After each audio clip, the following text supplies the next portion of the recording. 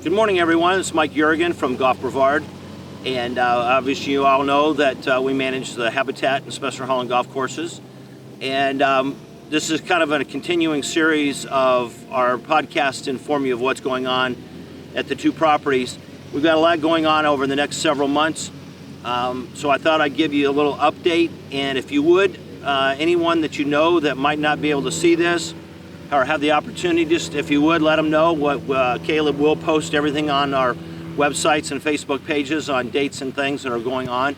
So we've had an interesting fall into our winter time into summer, and with the dry conditions and everything. And I just want to compliment Jamie and Dan and their staffs on doing a fantastic job. We've been getting some great compliments on the greens and things at both properties and the golf courses. So again, we want to thank you for your support of what's going on. I've got my cheat sheet today.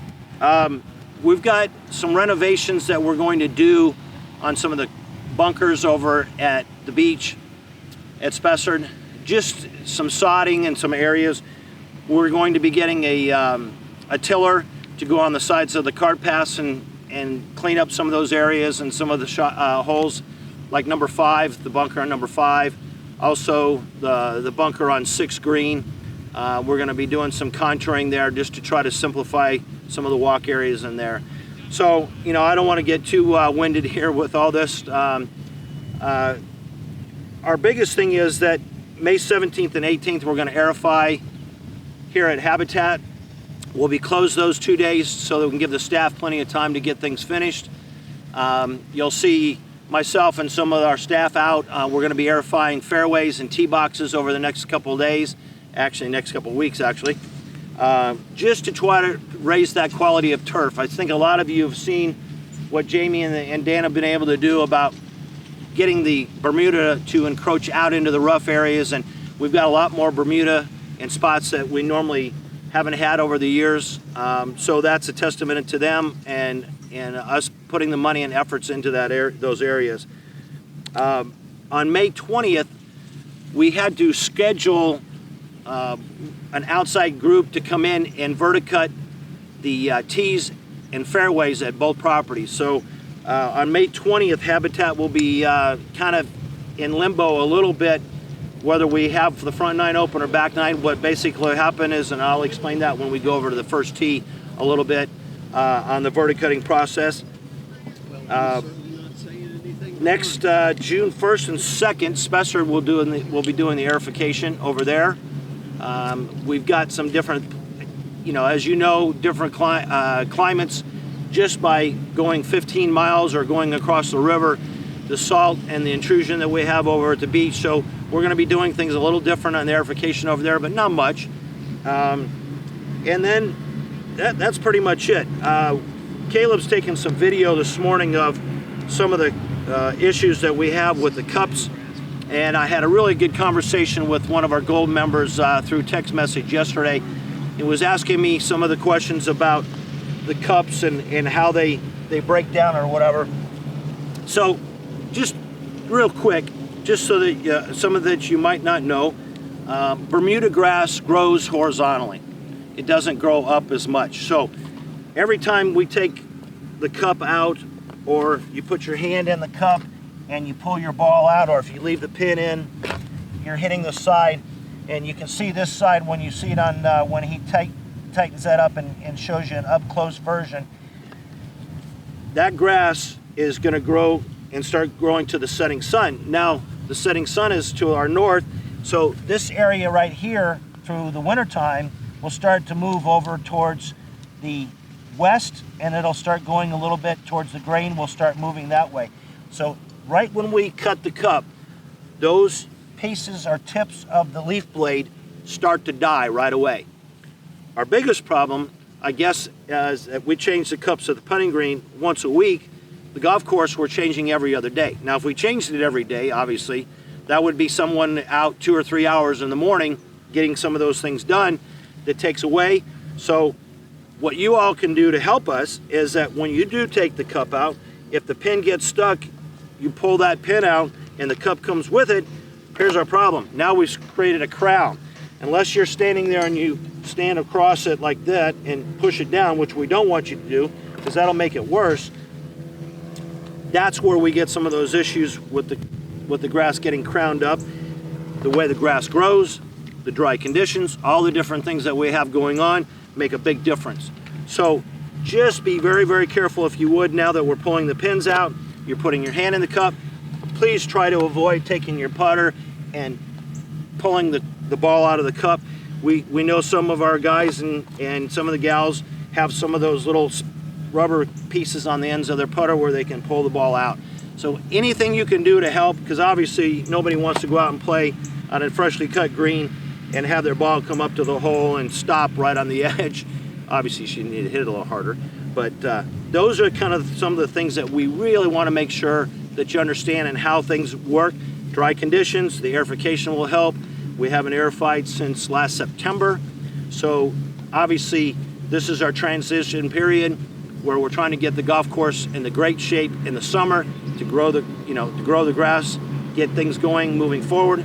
We just spent $14,000 on fertilizer here at Habitat. You'll see where the grass is growing. I know Jake's out mowing. I mowed a little bit of rough yesterday. We're down an 1.5 inches on our rough around the greens and the fairways rough. Fairways are cut, will be cut somewhere around 600 to a 1/2 inch. Obviously the greens in the summertime, we raise the height a little bit. We do roll. We will be looking for a potential new roller. We've got our new equipment at both properties. So, just some of those little subtle things that you might not know about. Some of the dates, obviously you can see on the website and what's moving on forward. And so what I'd like to do is with Caleb, we're gonna transition, go over to the first tee, and I'm gonna show you a little bit about what we're gonna do with the verticutting. Thank you. Okay, here we are on the first tee at the Habitat. We're on the back tee, and we fluffed up the grass a little bit, and Caleb took some up close video of that and be able to kind of show that what happens, or what's happened over a period of time when we come out of the transition into the summertime from the winter. Obviously the grass is not growing as much. We can be a little more aggressive with the height. It doesn't grow quite as much. Now that we've fertilized and we've got things going, the driving range tee over here is the perfect example. What happens, again, Bermuda grass, obviously everything grows up just like trees grow out, and grass, and this 419 that we have on the ground likes to kind of go wherever it wants to go. It goes and tries to find micronutrients in the grass. It tries to find water. It tries to do all that just like your yard does at home. If you got a dry spot in your area, you're always watering it. The biggest thing that you have to do is you gotta aerify your yard at home too. So that's what we're going to be doing over the next couple weeks. We're going to aerify the tee boxes, the fairways, and then this company on the 20th is going to come in, and they'll have a big fairway unit with big cutters and some of the equipment they'll have. It's no different than us verticutting the greens lightly, where you see those little lines on, and then we top dress. What we're trying to do is we're trying to get the grass to expand out and give it a tighter grass, grow out. Obviously everybody wants the speeds to be faster. It's no different than the tee box. The greens are champions. This is 419. Obviously the leaf blade is completely different. That's why this grass is not on the green. Over a period of time, when you aerify and you do hit the collar and you aerify into the green, it brings the 419 in, and that's why you see some contamination here at Habitat. Eventually we'll have to do the green renovation here, and just like we will at Spessard. So the machine's going to come in. It's going to take all this thatch, hopefully as much as it can, get down to the root structure itself. Obviously we'll have to water and verticut and try to really make sure that you're going to see they're going to turn brown, they're going to look a little funny, and in a couple days, 7, 8, 10 days, they'll recover, and that will give us an ability so you don't see that big thatch area. So when you hit an iron shot, and you do hit down, some of you guys and gals that hit down hard on the ball, you won't be taking that big chunky divot and you're looking down and you're thinking, well, where did all that grass come from? And so that's what that's going to do. They'll bring in the big vacuums, they'll vacuum it up, they'll move it out, and we'll have a better quality of grass. We'll be able to maintain it a little better. So those are the things that we've been doing over a period of time to try to get the golf courses in the shape that we expect them to be, and we know that you expect them to be. And this is just another process of what's happening. So you see on the tee box where the guys mowed this morning when it's wet, we're cutting that grass, as we talked about it, is 1.5 inches now. We've got the new equipment. It's been great. So, you know, thanks to all of you for your support. We can't do this without you coming out and participating, playing in the leagues, playing at Spessard. And obviously, we really appreciate your support going forward. We've got some great plans moving forward. I'm going to be painting both clubhouses. You know, just a lot of things going on that we want to make sure that we're staying ahead of the curve, and we appreciate it. And if you have any questions or comments, please give me a call anytime. I'm available 24/7, and I'm back and forth between the two golf courses. Stop and talk to my staff.